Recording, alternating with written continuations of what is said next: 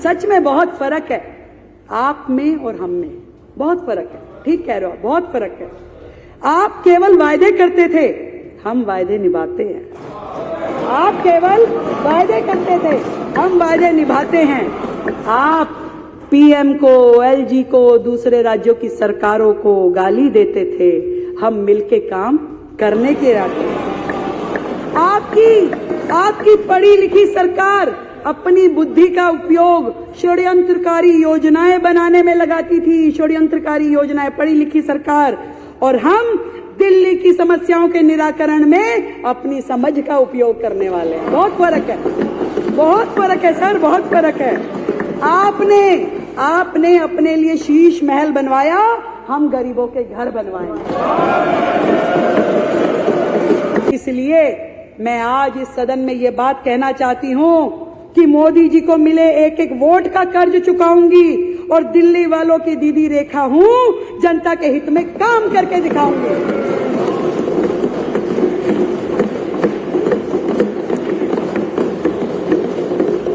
इस वक्त की बड़ी खबर सामने आ रही है दिल्ली से, जहां पर दिल्ली की मुख्यमंत्री रेखा गुप्ता ने दिल्ली विधानसभा में अपना पहला बजट पेश किया। इस दौरान न सिर्फ उन्होंने दिल्ली के लोगों के लिए जम करके खजाना खोला, बल्कि दूसरी ओर अरविंद केजरीवाल के शासनकाल को जमकर भी लताड़ा है। दरअसल आपको बता दें कि सीधे तौर पर दिल्ली की मुख्यमंत्री रेखा गुप्ता ने अरविंद केजरीवाल के शासनकाल और बीजेपी के शासनकाल में फर्क बताया। साथ ही उन्होंने कहा कि वो दिल्ली की रेखा देती हैं और जो भी वादे प्रधानमंत्री मोदी की ओर से किए गए हैं उन तमाम वादों को पूरा करेंगी, निभाएंगी। दरअसल आपको बता दें कि दिल्ली की विधानसभा में अपने बजट को पेश करते हुए दिल्ली की मुख्यमंत्री रेखा गुप्ता ने एक एक कर अरविंद केजरीवाल और आम आदमी पार्टी की पिछली सरकार पर जोरदार तरीके से प्रहार किया। उन्होंने कहा कि आम आदमी पार्टी और हम में बहुत फर्क है। आप केवल वादा करते थे और हम वादा निभाते हैं। आप पीएम और एलजी को गालियां देते थे, हम साथ मिलकर के काम करेंगे। हम दिल्ली की समस्याओं का निराकरण करने में अपना दिमाग लगाएंगे।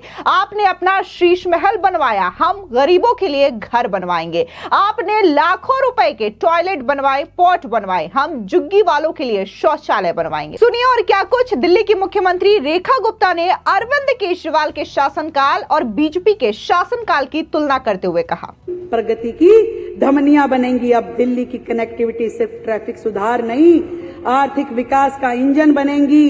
और अब दिल्ली का इंफ्रास्ट्रक्चर सिर्फ निर्माण परियोजना का हिस्सा नहीं, बल्कि समृद्ध और आत्मनिर्भर राजधानी की पहचान बनेगी। सच में बहुत फर्क है आप में और हम में, बहुत फर्क है। ठीक कह रहे हो, बहुत फर्क है। आप केवल वायदे करते थे, हम वायदे निभाते हैं। आप केवल वायदे करते थे, हम वायदे निभाते हैं। आप पीएम को, एलजी को, दूसरे राज्यों की सरकारों को गाली देते थे, हम मिलके काम करने के इरादे।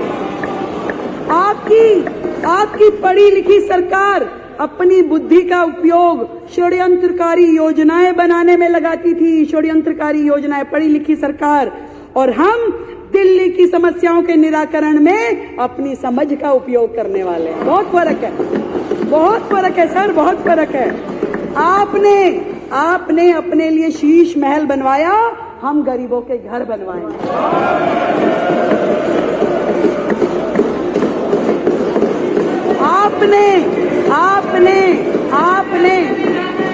आपने अपने लिए लाखों रुपए के पॉट बनवाए, पॉट, टॉयलेट पॉट। हम झुग्गी वालों के लिए शौचालय बनवाएंगे, हम झुग्गी वालों के लिए शौचालय बनवाएंगे, स्नान घर बनवाएंगे। बहुत फर्क है आप में और हम में। आपने दिल्ली से इकट्ठा किया हुआ राजस्व, टैक्स का पैसा पूरे देश की एडवर्टाइजमेंट करने में खर्च किया, दूसरे राज्यों में जाके चुनाव लड़ने के लिए खर्च किया। पहला मुख्यमंत्री है भाई, पहला मुख्यमंत्री जो एक राज्य का मुख्यमंत्री है और प्रधानमंत्री बनने के लिए कूद के यहां जाऊंगा, वहां जाऊंगा, यहां जाऊंगा। पहला, बहुत फर्क है सर, बहुत फर्क है आप में और हम में। हम उसी पैसे को, एमएलए भी नहीं रहा, कोई बात नहीं, दिल्ली की जनता ने जो तय किया, हम उसी पैसे को दिल्ली के लिए अस्पताल, स्कूल और सड़कें बनाने में खर्च करने वाले हैं। आपने अधिकारियों के साथ हमेशा दुर्व्यवहार किया, सारी दुनिया जानती है। सबको पता है, परंतु हम अधिकारियों के साथ सामंजस्य स्थापित करके काम करने में विश्वास रखते हैं। बहुत फर्क है आप और हम में। आप हाथ की सफाई जानते हो, आप हाथ की सफाई जानते हो, और कूड़े की सफाई तो हमें ही करवानी पड़ेगी, कूड़े के पहाड़ हमें ही उठवाने पड़ेंगे। बहुत फर्क है। आप केवल बातें बनाते थे, हम विकसित दिल्ली बनाएंगे। बहुत फर्क है, बहुत फर्क है।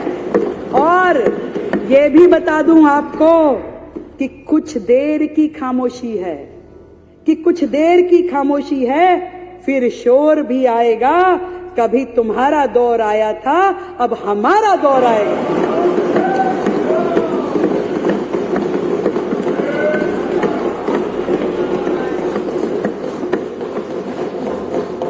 इसके अलावा दिल्ली की मुख्यमंत्री रेखा गुप्ता ने साफ तौर से कहा है कि प्रधानमंत्री मोदी की ओर से जो वादे किए गए हैं उन्हें हर हाल में पूरे किए जाएंगे, और मैं दिल्ली के लोगों की दीदी हूं और हर वादों को निभाऊंगी। दरअसल उन्होंने कहा कि मैं आज इस सदन में ये बात कहना चाहती हूं कि मैं पीएम मोदी को मिले एक एक वोट का कर्ज चुकाऊंगी। दिल्ली वालों की दीदी रेखा हूं, जनता के हित में काम करके दिखाऊंगी। सुनिए रेखा गुप्ता का ये बयान। इसलिए मैं आज इस सदन में ये बात कहना चाहती हूं कि मोदी जी को मिले एक एक वोट का कर्ज चुकाऊंगी, और दिल्ली वालों की दीदी रेखा हूं, जनता के हित में काम करके दिखाऊंगी।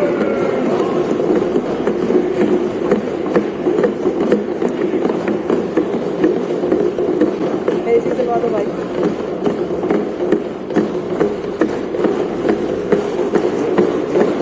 अगला मत अध्यक्ष जी, दिल्ली में जिनसे भी बात करो, अब दिल्ली ने ना बड़ी बड़ी उम्मीदें करनी छोड़ दी, छोटी छोटी आशाओं पे आ गए। अब वो नहीं कहते बड़ा ये कर दो ये कर दो, नहीं, हमारे गली में सीवर पानी, अब सारी दिल्ली बेचारी छोटी सी आशा पे आ गई।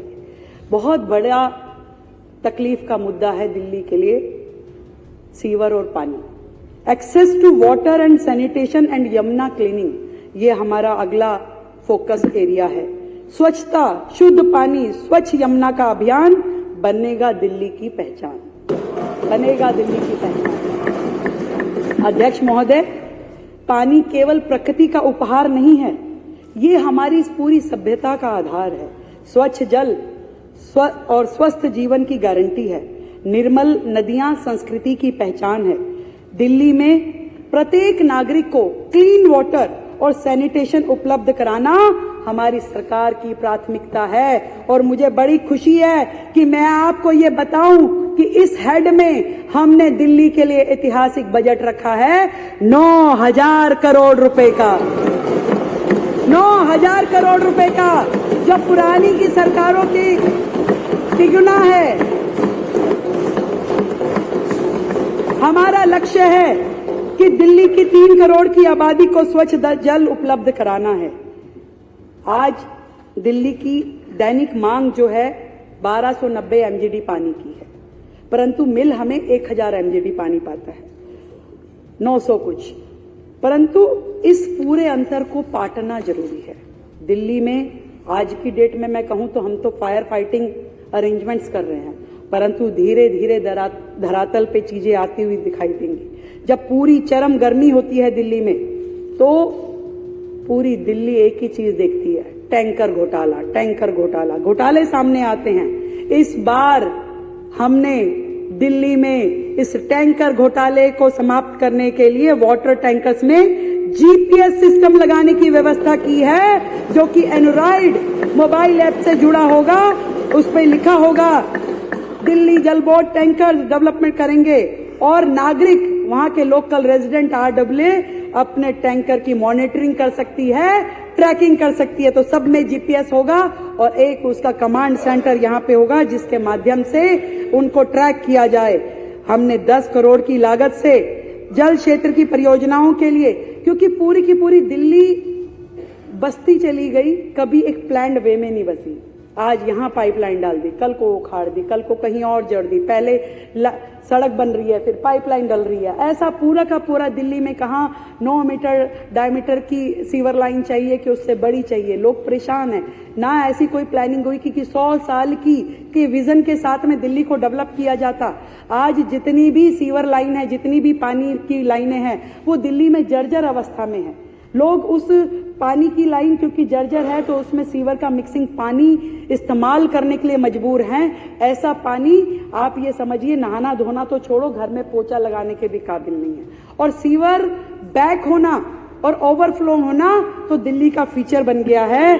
मैं आपको ये बताना चाहती हूँ कि ये सारी परियोजनाएं रैंडमली ना चलें, प्लान्ड वे में हो। इसके लिए हमने जल क्षेत्र परियोजनाओं के लिए परामर्श सेवाओं के लिए 10 करोड़ रुपए का हेड किया है, जो दिल्ली आपूर्ति और सीवेज सिस्टम से जुड़ी हुई सारी व्यवस्थाओं को खड़ी करने में अपनी एक्सपर्ट राय देगा। उसके लिए 10 करोड़ की लागत का प्रावधान किया गया है। और इसी तरीके से क्योंकि पूरे दिल्ली का जो सिस्टम है उसमें इतना लीकेज है, आप 1000 MGD पानी जो आपको मिल भी रहा है वो भी जनता तक नहीं पहुंच पाता। कुछ तो उसमें जो नहर है, कच्ची नहरें है, वो पानी जमीन में चला जाता है, वापस उसमें 30% लीकेज धरती में चला जाता, तो कितना बचा। फिर उसके बाद में कोई पानी चोरी हो जाता है, टैंकर गायब हो जाते हैं। जितना पानी शुरू से चलता है वो आखिरी तक पहुंच ही नहीं पाता UGR तक। इन सारे सिस्टम को चेक करने के लिए हमने SCADA supervisory control and data acquisition system को हायर करेंगे और इंटेलिजेंट मॉनिटरिंग लगाएंगे, मीटरिंग करेंगे। और इसके लिए 150 करोड़ रुपए का प्रावधान किया गया है। दिल्ली में अब पानी की चोरी बर्दाश्त नहीं की जाएगी। 150 करोड़ इस हैंड में रहेंगे, इंटेलिजेंट मीटर लगेंगे, कितना पानी भेजा गया, कितना आखिरी डेस्टिनेशन तक पहुंचा। केवल बातें होती रही, दिल्ली में काम करने का प्रयास ही नहीं किया, दिल्ली को उलझा के रखा। आज आप खाली भाजपा विधायकों की बात मत करो, विपक्ष में भी जो पहले पक्ष में होते थे विधायक कहते हैं हमारे यहाँ की लाइनें, हमारे यहाँ का सीवर, हमारे यहाँ की बुरी हालत। सर, सीवेज ट्रीटमेंट प्लांट्स को कभी काम कर किया ही नहीं गया, कभी उस पर खर्चा हुआ ही नहीं। कैसे यमुना साफ होती? वो सारे के सारे नाले जब गंदे होकर के यमुना में गिरेंगे, अध्यक्ष जी कैसे यमुना साफ होगी? इनकी मंशा ही नहीं थी। केंद्र ने पैसे दिए, बर्बाद कर दिए, बाकी जगहों से जो असिस्टेंस मिला बर्बाद कर दिया, कस्में खाई यमुना साफ करूंगा, परंतु नहीं किया। आज हमने अपने बजट में 500 करोड़ रुपए की लागत से सीवेज ट्रीटमेंट प्लांट की मरम्मत और विकास के लिए रखे हैं। 500 करोड़ रुपए, 250 करोड़ की लागत से पुरानी सीवर लाइनों को बदलने के लिए रखे हैं। 250 करोड़ रुपए हमने वाटर ट्रीटमेंट प्लांट्स के लिए रखे हैं। हमने इस पूरी पानी की व्यवस्था को, सीवेज सिस्टम को सुधारने के लिए सुपर सकर मशीनें पहले दिन सरकार के बनते ही सबसे पहले आते ही ऑर्डर किया। अभी वर्तमान में सीवर सुपर सकर मशीनें केवल 2 हैं। पहले दिन आते ही PWD मिनिस्टर यहां बैठे हैं, हमारे जल बोर्ड के मिनिस्टर यहां बैठे हैं, 31 सुपर सकर मशीन पहले दिन ही किराए पे लाने के लिए ऑर्डर दे दिया गया था। और भी जितनी जरूरत है मंगाई जाएंगी। 20 करोड़ रुपए हमने इस हेड में रखे हैं। इसके अलावा वजीराबाद ट्रंक सीवर लाइन के रेनोवेशन के लिए 10 करोड़ रुपए का हेड रखा है। जितने भी दिल्ली में गंदे नालों में जो जल रोकने के लिए, उनका उपचार करने के लिए ड्रेन्स की टैपिंग करने की परियोजना चलाई जाएगी, उसमें 250 करोड़ रुपए का फंड रखा है। CLC ड्रेन की मरम्मत करने के लिए 50 करोड़ का फंड। जल आपूर्ति से वंचित जो एरिया है वहां जल आपूर्ति करने के लिए 50 करोड़ का फंड। नजफगढ़ ड्रेन में जो परिवर्तन करने, उसको रेनोवेट करने के लिए 200 करोड़ का फंड रखा गया है। ये सारे अलग अलग हेड में, ये सब पानी का है, सीवर का है। आप चिंता मत करिए, पानी सीवर अब समस्या नहीं रहेगा कुछ समय के बाद, जब ये सारे काम आप लोग इंप्लीमेंट करा लेंगे। वाटर लॉस को रोकने के लिए और एफिशिएंसी बढ़ाने के लिए 200 करोड़ की राशि से जो हरियाणा से मुनक नहर खुले में आती है, जिसका 30-35% पानी लॉस हो जाता है, उस ओपन कनाल को पाइपलाइन में कन्वर्ट किया जाएगा। पाइपलाइन के माध्यम से आएगा ताकि ना चोरी हो ना लीकेज हो। ये काम, ये 9000 करोड़ के काम बता रही हूं अध्यक्ष जी। मैं जल संकट से निपटने के लिए हमने 100 करोड़ की लागत से नए बोरवेल और रेनी वेल्स को स्थापित करेंगे।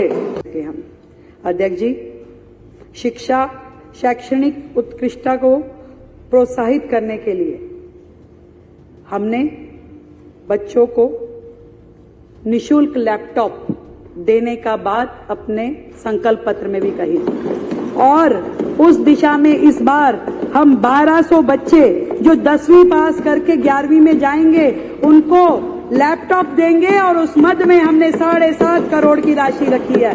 अब बच्चों को लैपटॉप दिया जाएगा, ये बात की घोषणा मैं आज यहां से करती हूं। एक और नया प्रोजेक्ट नीव, new era of entrepreneur ecosystem and vision, ये कार्यक्रम शुरू किया जाएगा। इस नीव में कौशल से लैस बच्चों को तैयार किया जाएगा, उन्हें आधुनिक अर्थव्यवस्थाओं में सुसज्जित करने की आवश्यकता को देखते हुए 20 करोड़ रुपए का नीव के प्रोजेक्ट में हमने बजट रखा है, 20 करोड़ रुपए का। तकनीकी शिक्षा के लिए विभिन्न योजनाओं में 618 करोड़ रुपए का प्रोजेक्ट रखा गया। 618 करोड़ के प्रोजेक्ट के साथ Delhi skill and entrepreneur university के लिए 230 करोड़ रुपए, नेताजी सुभाष टेक्निकल यूनिवर्सिटी के लिए 57 करोड़ रुपए, Delhi pharmaceutical science and research university के लिए 37 करोड़ रुपए, Indira Gandhi Delhi technical university for women के लिए 21 करोड़ रुपए, दिल्ली टेक्निकल यूनिवर्सिटी के लिए 42 करोड़ रुपए और इंडस्ट्रियल ट्रेनिंग इंस्टीट्यूट्स के लिए 68 करोड़ रुपए प्रस्तावित किए गए हैं। अरे बजा दो, आपके कुछ नहीं हुआ, आप कर रहे हैं।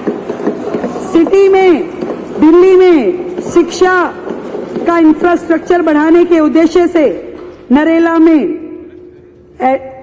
जो है एजुकेशन हब बनाई जाएगी। इसके लिए जो डीडीए ने भूमि आवंटित की थी 160 एकड़ की जमीन, जिसमें कि पूरा का पूरा वो हब बनेगा, जिसमें डीएसईयू, डीपीआरएसयू, जीजीएसआई, पीयू एंड डीटीयू इन सब परिसरों को बनाया जाएगा। हमने वर्ष 2025-26 में इस मद में टेक्निकल यूनिवर्सिटीज और एजुकेशन हब बनाने के लिए 500 करोड़ रुपए का फंड रखा है।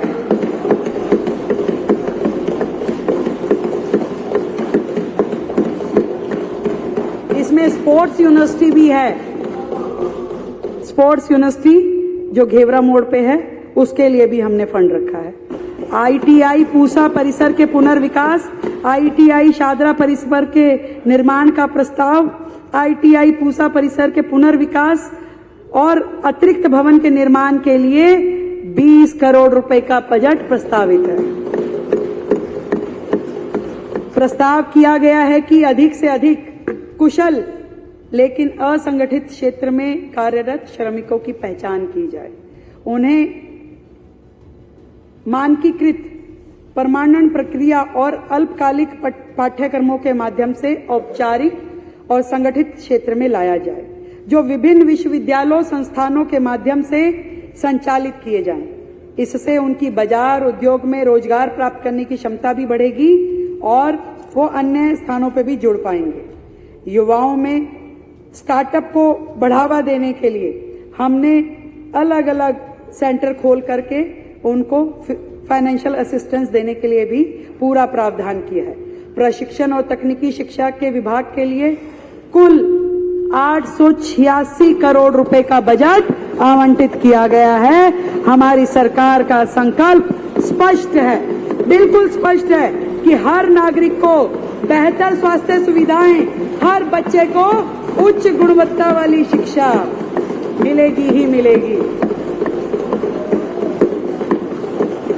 अध्यक्ष जी, मैं कहना चाहूंगी, जन जन के सपने और संकल्प करेंगे साकार, जन जन के सपने और संकल्प करेंगे साकार। दिल्ली वासियों के भरोसे पे खरी उतरेगी हमारी सरकार।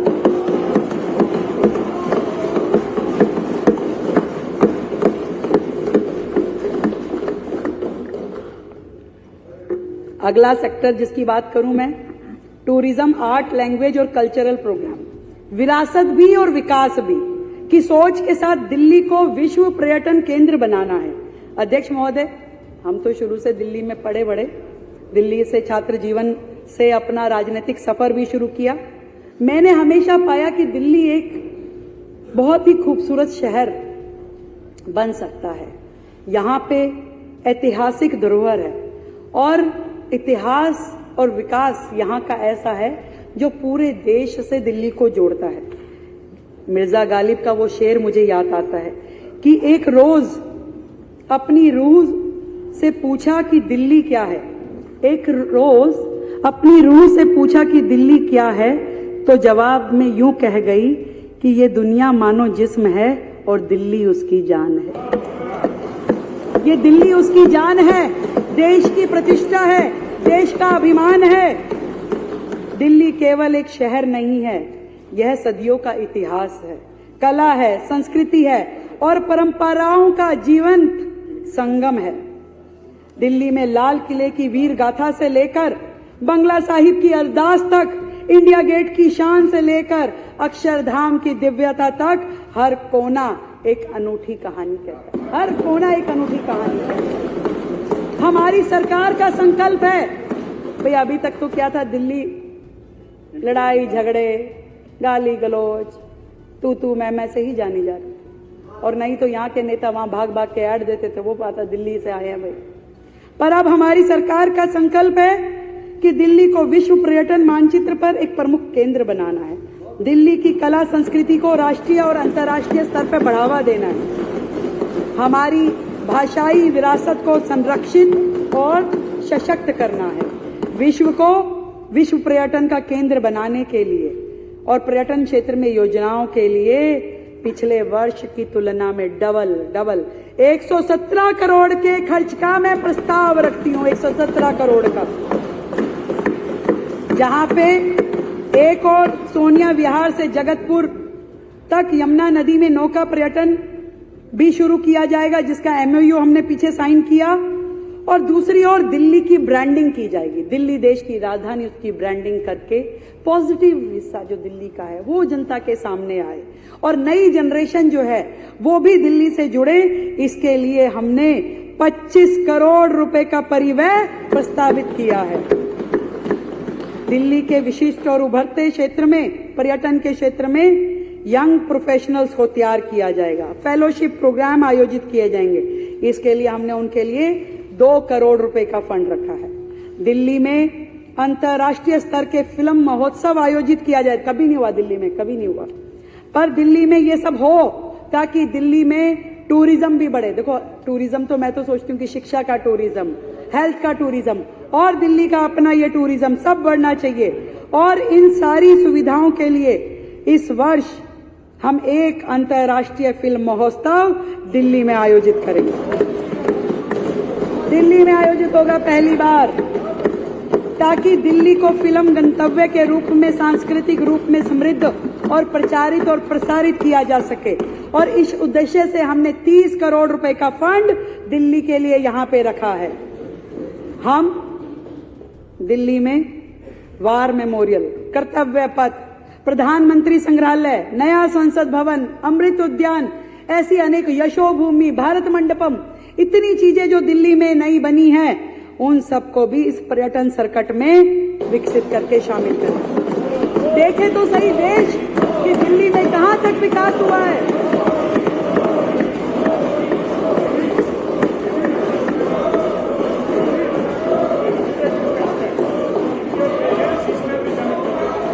शीश महल भी शामिल कर देंगे, शीश महल भी शामिल कर देंगे। दरअसल आपको बता दें कि दिल्ली की मुख्यमंत्री रेखा गुप्ता ने मंगलवार को पहली बार 1 लाख करोड़ रुपए का बजट पेश किया है। महिला समृद्धि योजना के लिए 5100 करोड़ रुपए का प्रावधान किया गया है। इसके जरिए दिल्ली की महिलाओं को हर महीने 2500 रुपए दिए जाएंगे। यमुना और सीवेज की सफाई के लिए 9000 करोड़ रुपए का बजट पेश किया गया है। मुख्यमंत्री रेखा गुप्ता ने आयुष्मान योजना के लिए 2144,000 करोड़ का बजट रखा है। केंद्र सरकार से 5 लाख रुपए तक का मुफ्त इलाज तो मिलेगा ही, साथ साथ ही 5 लाख रुपए जो है वो दिल्ली सरकार की ओर से भी जोड़ा जाएगा। यानी कि आयुष्मान योजना के तहत 10 लाख का इलाज मुफ्त मिलेगा। साथ ही रेखा गुप्ता ने कहा कि केजरीवाल ने अपने फायदे के लिए आयुष्मान योजना दिल्ली में लागू नहीं होने दी। वे चाहते थे कि योजना में उनका भी नाम चलाया जाए ताकि उनका प्रचार हो सके। उनके जिद की वजह से दिल्ली वासियों को सालों तक योजना का लाभ नहीं मिल पाया। साथ ही मुख्यमंत्री रेखा गुप्ता ने मातृत्व वंदन परियोजना के लिए 210 करोड़ रुपए का प्रावधान किया। योजना के तहत गर्भवती महिलाओं को एक मुश्त 21,000 रुपए दिए जाएंगे। इसके अलावा दिल्ली में महिला सुरक्षा के लिए 50,000 अतिरिक्त कैमरे भी लगाए जाएंगे। यानी कि दिल खोल करके यहां पर मुख्यमंत्री रेखा गुप्ता की ओर से बजट में ऐतिहासिक ऐलान किए गए हैं। साफ तौर से मुख्यमंत्री रेखा गुप्ता का यह कहना है कि पिछली आम आदमी पार्टी की सरकार की ओर से बहुत सारे वादे किए गए, हर तरीके के घोषणा पत्र में उन्होंने तमाम वादे किए, फिर चाहे वो विधानसभा का चुनाव हो या फिर लोकसभा का चुनाव हो, लेकिन जनता ने भी उन्हें इस बार पूरी तरीके से दिल्ली के शासन से हटा दिया है और मौका बीजेपी को दिया है। ऐसे में बीजेपी अपना किया गया एक एक वादा निभाएगी। और जिस तरीके से यहां पर मुख्यमंत्री रेखा गुप्ता ने फर्क बताया, अंतर बताया, तो जब ये फर्क और अंतर बताई जा रही थी मुख्यमंत्री रेखा गुप्ता की ओर से, तब उनके ठीक सामने नेता प्रतिपक्ष यानी कि आतिशी मार्लेना बैठी हुई थी और वो चुपचाप इन तमाम बातों को सुन रही थी। और सुने भी क्यों ना, क्योंकि जिस तरीके से यहां पर मुख्यमंत्री रेखा गुप्ता की ओर से यह स्पष्ट किया गया कि भले ही केजरीवाल सरकार में उन्होंने शीश महल बनवाया हो, सोने के कम्बोर्ड बनवाए हों, लेकिन यहां पर बीजेपी शासनकाल में झुग्गी झोपड़ी वाले लोगों के लिए महल बनवाया जाएगा, मकान बनवाया जाएगा और उन्हें शौचालय बनवा करके दिया जाएगा। यहां पर जो नेता हैं वो अपने फायदे के लिए काम नहीं करेंगे, बल्कि दिल्ली और जनता की हित के लिए काम करेंगे और दिल्ली को एक विकसित दिल्ली बनाने का जो संकल्प बीजेपी की ओर से लिया गया है, इन संकल्प को पूरा करेंगे। आपको याद दिला दें कि अरविंद केजरीवाल ने अपने शासनकाल के दौरान अपने आधिकारिक आवास को रेनोवेट करवाया था और इस रेनोवेशन में तकरीबन 55 करोड़ रुपए जो है वो खर्च किए गए थे। हालांकि ये डेटा में सामने बात आई है, लेकिन इसके अलावा कितने अतिरिक्त खर्च किए गए हैं ये फिलहाल अभी तक स्पष्ट नहीं हो पाया है। लेकिन जिस तरीके से पीडब्ल्यूडी की ओर से लिस्ट आई थी उसमें साफ तौर से ये देखा गया था कि कैसे रेनोवेशन के नाम पर यहाँ पर पूरी तरीके से मनमानी की गई थी और यहाँ पर विदेशों से टाइल्स मंगवाए गए थे, महंगे पर्दे लगवाए गए थे, टीवी, फ्रिज या फिर जिम के इक्विपमेंट हो, ये तमाम चीजें थी जो कि आप सोशल मीडिया पर भी आपको मिल जाएंगे। और बीजेपी ने भी चुनावों के दौरान इन चीजों को लेकर के खासा मुद्दा बनाया था, जिसकी वजह से भी अरविंद केजरीवाल को अपनी सीट से हाथ धोना पड़ा था और खास तौर से दिल्ली की सत्ता से भी हाथ धोना पड़ा था। फिलहाल इस पूरी खबर पर आपकी क्या राय है, कमेंट सेक्शन में जरूर बताएं। धन्यवाद।